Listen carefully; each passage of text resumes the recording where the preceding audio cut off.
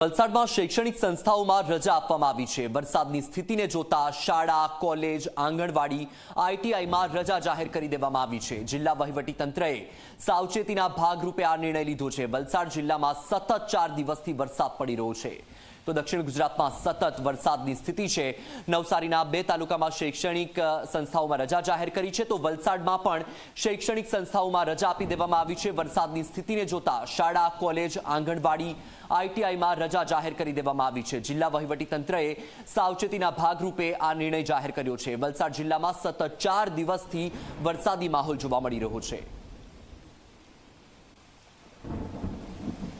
વલસાડ શહેરમાં સતત ત્રીજા દિવસે ધોધમાર વરસાદ પડી રહ્યો છે। સતત વરસાદથી શહેરના કેટલાક વિસ્તારોમાં પાણી ભરાઈ ગયા। સૌથી વધુ વરસાદ વલસાડ તાલુકામાં નોંધાયો। વલસાડ શહેરના બંને મુખ્ય અંડરપાસમાં પાણી ભરાઈ ચૂક્યા છે। પોલીસે બેરિકેડ્સ મૂકીને બંને અંડરપાસને બંધ કર્યા છે।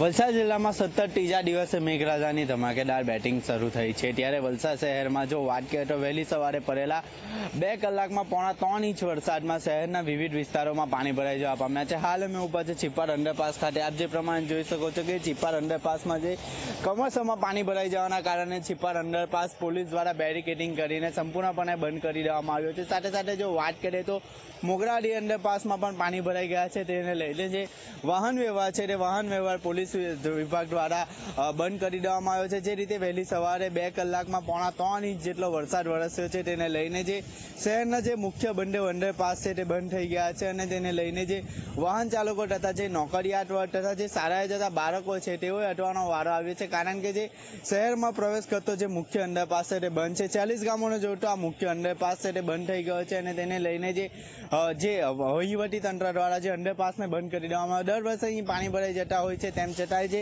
પાણી નિકાલની યોગ્ય વ્યવસ્થા ન કરવાના કારણે અંડરપાસમાં પાણીનો ભરાવો થયો છે, તેને લઈને વાહન ચાલકોએ ચકરાવો કરવાનો વારો આવ્યો છે। ઉમેશ પટેલ, ઝી મીડિયા, વલસાડ।